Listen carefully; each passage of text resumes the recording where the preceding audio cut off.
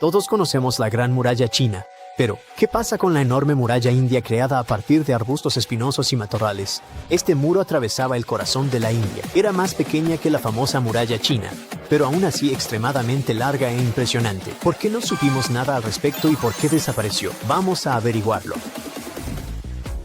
Así empezó todo en el siglo XIX. El Imperio Británico decidió crear una gran barrera a lo largo de una línea aduanera justo en el corazón de la India. Esta línea se extendía desde el estado de Punjab, en el noroeste, hasta Madhya Pradesh. Pero ¿cuál era el problema con esta línea? En la India, la sal era uno de los productos más caros del país, y el impuesto sobre ella era muy alto. La gente no quería pagar estos impuestos, así que muchos contrabandistas transportaban sal desde las zonas costeras hasta las regiones centrales. Como resultado, la sal perdió su valor y Gran Bretaña sufrió pérdidas financieras significativas. Por eso surgió la idea de crear una barrera viva para detener el contrabando. La idea no era perder tiempo y esfuerzo construyendo un muro de piedra, sino crear una barrera hecha de árboles, plantas y arbustos densos y espinosos, una barrera que pudiera crecer por sí sola. La idea de construir una barrera viva solo parece sencilla. En realidad, los constructores se enfrentaron a enormes dificultades. Al principio, se construía principalmente con ramas secas que se traían y se apilaban en montones altos, pero ese tipo de muro se desmoronaba rápidamente y las ramas tenían que ser reemplazadas una y otra vez. Luego, un funcionario del gobierno y botánico llamado Alan Octavianum fue nombrado comisionado de aduanas. Él decidió usar sus conocimientos de jardinería y botánica para fortalecer la barrera. ¿Qué árboles eran más adecuados para suelos secos y cuáles para zonas más húmedas? ¿Cómo se podían cultivar las especies de arbustos más resistentes? ¿Cómo eliminar los parásitos y cómo hacer la barrera más densa para que nadie pudiera atravesarla? Alan Octavianum tuvo que resolver estas y muchas otras cuestiones. Por eso se le atribuye la mayor contribución a la creación de este proyecto. La gente utilizó varios árboles y arbustos indios, incluyendo ciruelos enanos y bambú, así como muchas plantas locales. No simplemente amontonaron todo, sino que se enfocaron en la siembra y el cultivo. Con el tiempo, la longitud de la cerca superó las 1100 millas, que es aproximadamente la distancia entre Nueva York y Miami. La altura promedio de la barrera era de unos 2,5 metros, pero en algunos lugares alcanzaba hasta 3,5 metros de alto y 4,5 metros de ancho. Estaba custodiada por alrededor de 12,000 soldados británicos apostados a lo largo de toda su extensión. El costo de mantener el muro ascendía a aproximadamente $220,716 en la moneda actual. Por supuesto, esto no detuvo a los contrabandistas. Caravanas de camellos cargados con sal atravesaban la cerca. Los oficiales a menudo se enfrentaban con los habitantes locales. El muro fue destruido, no solo por personas, sino también por desastres naturales. En algunas zonas, los árboles no crecen debido al clima caluroso y seco. En otros lugares, el muro fue arrasado por inundaciones. En algunas regiones, el suelo simplemente no era lo suficientemente fértil. Plantaban una y otra vez, cavaban zanjas, traían tierra de otras zonas y trabajaban sin descanso hasta encontrar la solución ideal para cada zona climática. Para construir solo una milla del muro, los constructores usaban alrededor de 250 toneladas de arbustos espinosos y otros materiales orgánicos. Cada año, la gente transportaba unas 100,000 toneladas de materia vegetal para reforzar las secciones débiles de la cerca. Usaban casi todo tipo de arbusto espinoso local. En algunas zonas donde el suelo era especialmente seco, los árboles no podían crecer.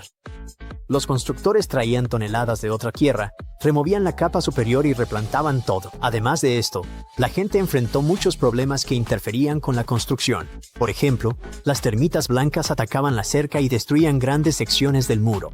Los incendios forestales quemaban árboles por muchas millas y privaban a los constructores de material de construcción. Las tormentas, huracanes y remolinos derribaban partes del muro. Los constructores tuvieron que construir grandes terraplenes para proteger el muro de las inundaciones. Uno de los desafíos más desagradables fueron las invasiones de langostas. Imagínate millones de insectos voladores y zumbantes invadiendo el muro y devorando toda la vegetación.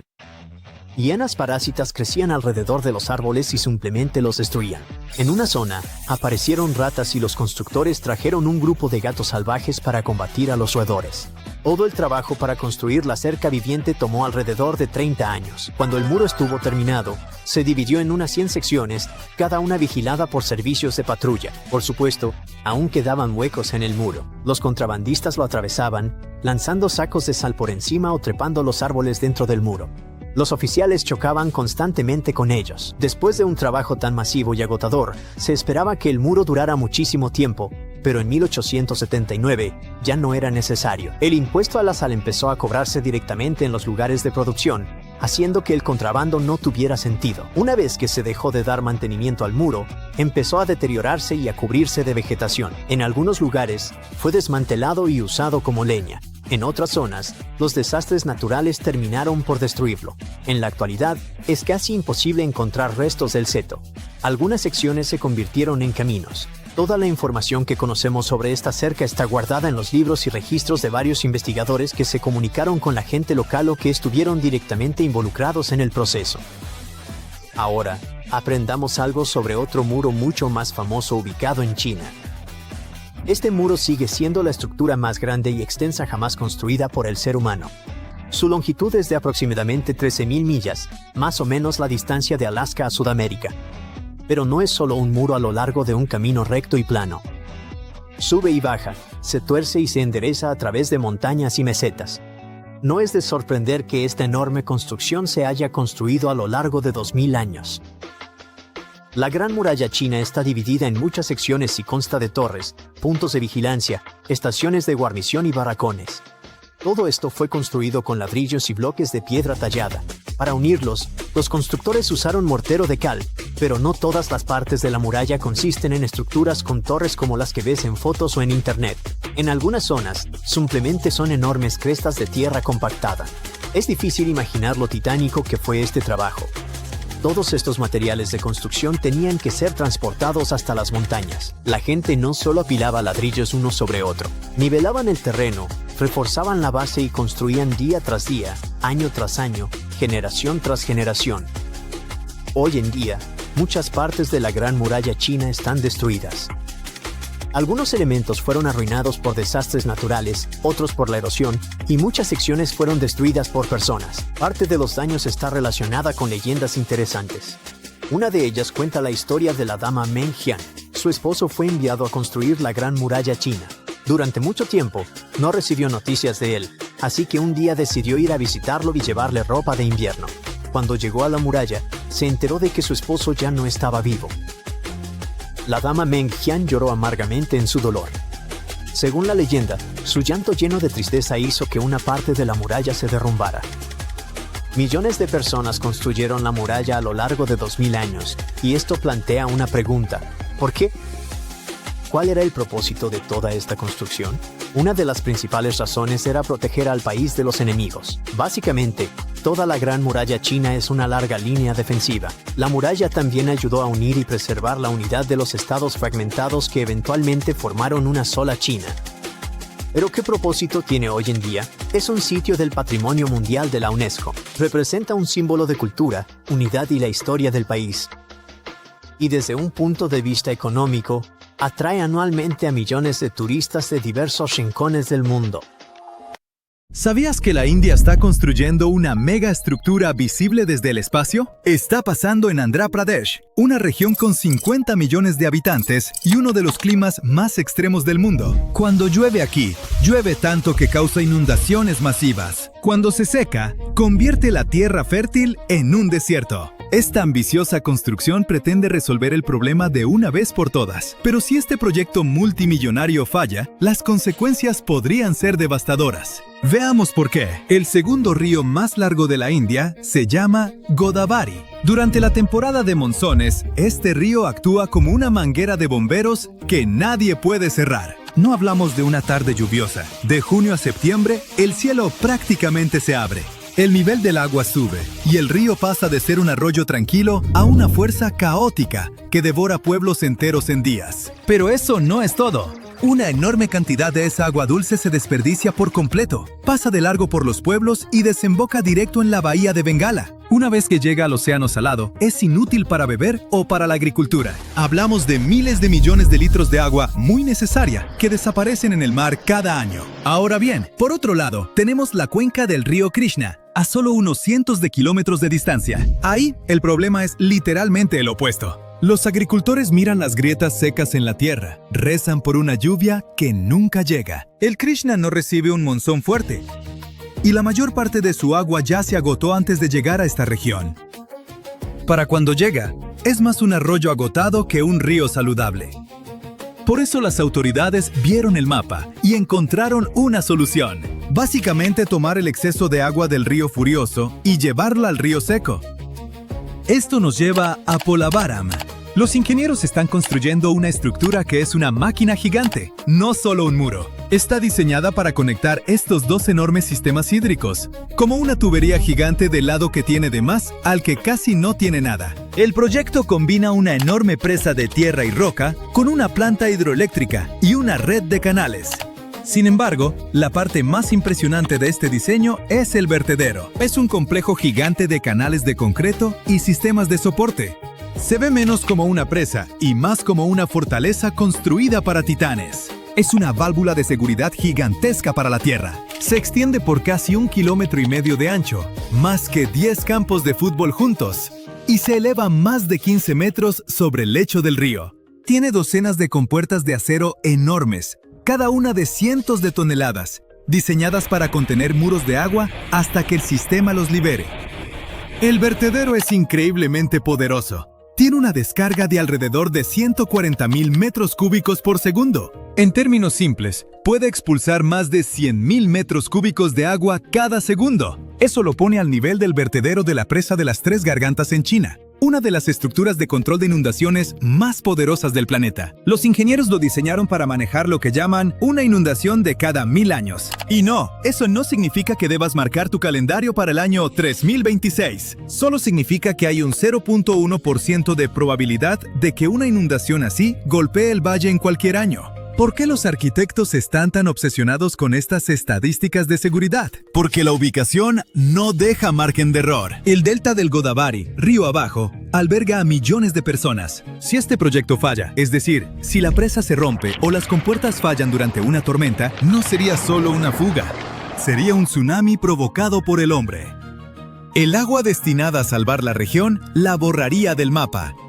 El ritmo de construcción del proyecto Polavaram iguala a esta escala descomunal. En 2019, los trabajadores de esta obra establecieron un récord Guinness mundial. Vertieron más de 32,000 metros cúbicos de concreto en exactamente 24 horas. Si cargaras todo ese concreto en mezcladoras estándar, llenarías 4,000 camiones. Ponlos uno tras otro y tendrías un embotellamiento de 35 kilómetros.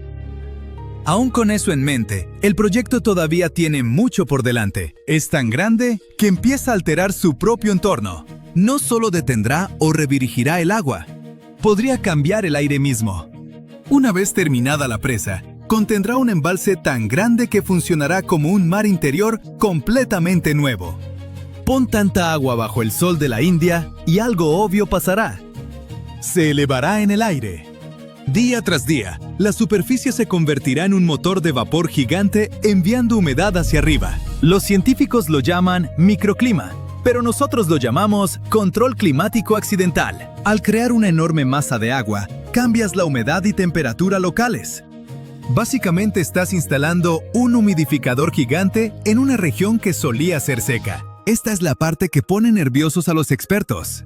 ¿Y si accidentalmente crean un nuevo problema climático mientras intentan resolver el actual? Una vez que bloqueas un río y creas un lago así de grande, empiezas a alterar el calor y la humedad en el aire de arriba. El sistema diseñado para controlar el agua en tierra termina influyendo también en el clima de arriba. Luego está el problema de mover el agua. Imagina el estado como dos tanques gigantes. Uno está desbordándose y a punto de reventar. El otro está seco. Los ingenieros intentan conectarlos con una tubería enorme para equilibrar los niveles antes de que cualquiera se vuelva un desastre. ¿Cómo lo están haciendo? Para lograrlo, están excavando la tierra, cavando dos canales masivos, cada uno de más de 160 kilómetros. No son simples zanjas, son ríos artificiales, diseñados para ignorar el terreno natural e ir donde los ingenieros les dicen. En 2022, las inundaciones del monzón golpearon el sitio a media construcción.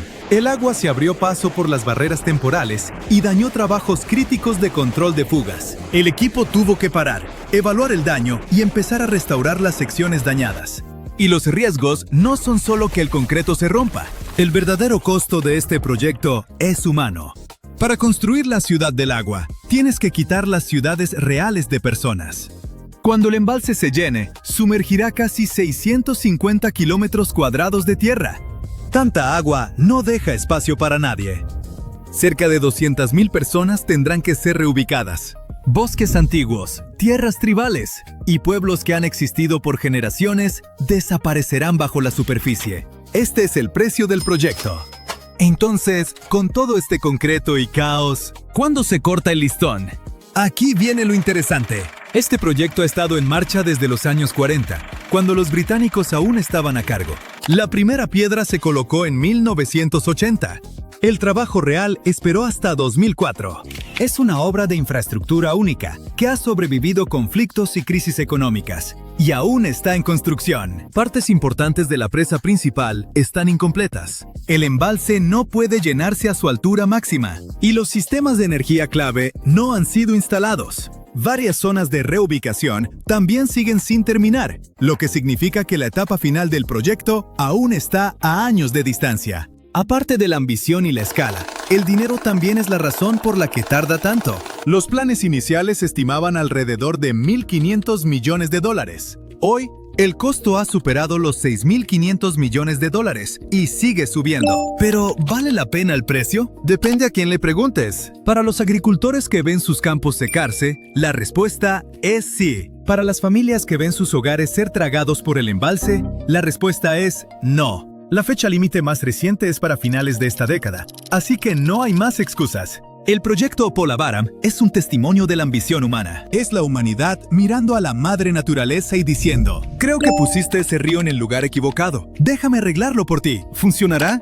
¿Y qué también? Lo descubriremos pronto. Hasta entonces, el Godavari seguirá fluyendo y desbordándose, mientras el Krishna seguirá encogiéndose, luciendo como un set de película abandonado. Aquí estás, en una caminata de una semana por el Himalaya. Estás exhausto, el frío te cala hasta los huesos y de repente te topas con un esqueleto humano cerca de un lago. Miras alrededor y hay docenas, quizá incluso cientos de huesos esparcidos por el suelo. ¿Adivina qué? Esto realmente ocurrió en 1942 con un funcionario forestal indio. Desde este escalofriante descubrimiento, los investigadores han estado intentando entender cómo tantas personas perdieron la vida en un lugar tan remoto y aislado. Entonces, ¿qué sucedió allí arriba? Estamos hablando de Rupkund, un lago situado a más de 5,000 metros en el Himalaya. Pero no solo es conocido por ese nombre. La gente también lo llama lago misterioso, o incluso, de manera más extraña, el lago de los esqueletos. Este lugar es remoto, muy remoto. No solo porque está increíblemente alto, sino también porque está rodeado de montañas cubiertas de nieve. Si planeas ir allí, asegúrate de tener un buen par de zapatos de senderismo. Es una caminata de una semana que cubre más de 50 kilómetros de terreno difícil y accidentado. En el camino, pasarás por todo tipo de paisajes desafiantes. Bosques de robles cubiertos de musgo, campos brumosos con una atmósfera misteriosa y en la cima, nieve. El punto más alto de la caminata es una cresta afilada llamada Yunargali. Justo debajo de esa cresta se encuentra Rupkund. Cuanto más te acercas al lago, más oscura se siente la atmósfera. Y en el suelo, puedes encontrar esqueletos humanos esparcidos por allí, pertenecientes a más de 300 personas. Junto a ellos, había artefactos de madera, sandalias de cuero y anillos. Bueno, algo realmente macabro sucedió allí. ¿Pero qué? Pues bien, tenemos 3 teorías principales. Teoría número 1. La leyenda local. Según la historia, hace mucho tiempo, un rey llamado Raya Yazdava emprendió una peregrinación hacia las profundidades del Himalaya para llegar a un templo sagrado en la montaña. Llevó consigo a su reina embarazada, Rani Balampa, junto con un grupo de sirvientes y bailarines. Mientras estaban en las montañas, una gran tormenta de granizo se desató, o como dice la leyenda, una divinidad enfurecida comenzó a lanzar bolas de hierro desde el cielo. De cualquier modo, la tormenta fue brutal y no tenían dónde refugiarse. Al final, todos perdieron la vida cerca del lago. Teoría número 2. Una ruta de escape. Algunos dicen que los restos pertenecen a soldados indios que intentaron invadir un territorio extranjero en 1841, pero fueron derrotados. Más de 70 de ellos se vieron obligados a regresar a casa a través de los Himalayas y encontraron un trágico final en el camino. Teoría número 3. Una fosa común. Esta teoría sugiere que algún tipo de problema de salud generalizado afectó al grupo. Todos ellos fueron enterrados allí, en aislamiento, para evitar que la enfermedad se propagara. En este caso, el lago Rupkund y sus alrededores serían básicamente un cementerio frío y remoto. ¿Sabes qué tienen en común estas teorías? Todas ellas asumen que los esqueletos pertenecían a un solo grupo de personas que murieron en un suceso catastrófico. Pero luego llegó la ciencia y las cosas se pusieron mucho más espeluznantes. En 2019, 28 científicos de instituciones de Estados Unidos, India y Alemania unieron fuerzas durante 5 años para averiguar qué ocurrió allá arriba. Estudiaron los restos de 38 individuos, 23 hombres y 15 mujeres. Y entonces, podemos descartar la teoría número 2. Eso es importante, porque si estas personas hubieran sido soldados en una misión militar, se esperaría que la mayoría, si no todos, fueran hombres. Los ejércitos del pasado eran casi completamente masculinos. Pero aquí había demasiadas mujeres para que eso tuviera sentido. Además, no se encontraron signos de combate ni ningún equipo militar. Después de un análisis genético, los investigadores notaron que los individuos no formaban parte de la misma familia, al menos no por lazos sanguíneos, como parientes de tercer grado o más cercanos. Y lo más importante, estaban mayormente sanos. Esos dos hechos ayudan a descartar la teoría número 3. Probablemente no se trataba de ningún problema de salud altamente contagioso. Pero la parte más impactante es que estos esqueletos no pertenecían a un solo grupo, sino que en realidad provenían de 3 grupos distintos. El primer grupo tenía ancestros que caen dentro del rango de los actuales habitantes del sur de Asia, es decir, de las regiones que ahora son India, Pakistán y Nepal. El segundo grupo tenía una ascendencia típica del Mediterráneo oriental, al igual que las personas de la actual Grecia, o más específicamente, de Creta. También identificaron a un individuo con ascendencia relacionada con el sudeste asiático. La datación también indica que estos restos no fueron depositados al mismo tiempo. En otras palabras, los grupos 1 y 2 no vivieron durante el mismo periodo. Sus muertes en realidad se produjeron a lo largo de hasta 1000 años. ¡Oh, genial! Ahora la primera teoría también está descartada. Después de todo, los estudios pueden confirmar que estas personas fallecieron en al menos 2 sucesos trágicos y separados. Según los investigadores, existe una pista posible sobre de dónde podrían haber venido al menos algunas de las personas con ascendencia del sur de Asia, o por qué estaban allí. El lago Rupkund no forma parte de ninguna ruta comercial importante ni nada por el estilo, pero se encuentra a lo largo del camino de una peregrinación llamada Nanda Devi Rajyat. Aún se lleva a cabo hoy en día, una vez cada 12 años, donde la gente camina por las montañas para adorar y celebrar. Ahora bien, los registros escritos de esta peregrinación recién aparecen hacia finales del siglo XVIII, pero hay inscripciones en templos cercanos que datan de hace mucho tiempo, como del siglo VIII o X. Así que es posible que la tradición haya empezado mucho antes. Y tal vez algunas de estas personas fallecieron durante una de esas primeras peregrinaciones, debido a una fuerte tormenta o algún otro desastre natural. Está bien, pero ¿cómo explicamos al grupo que vino de Grecia? Bueno, eso es más desconcertante. Primero, porque no hay registros históricos ni evidencia que expliquen quiénes eran estas personas ni qué estaban haciendo en los confines del Himalaya. Por lo tanto, es difícil saber por dónde empezar. El estudio sugiere que podrían haber sido un grupo de hombres y mujeres no relacionados entre sí, nacidos en la región del Mediterráneo Oriental, aproximadamente en la época en que el Imperio Otomano controlaba esa zona. La evidencia sugiere que su dieta se basaba principalmente en alimentos terrestres, no en los mariscos que se esperaría de personas que viven cerca de la costa. Por lo tanto, es posible que hayan vivido en el interior y de algún modo hayan terminado en el Himalaya. Tal vez viajaron por razones que los investigadores aún no pueden explicar completamente.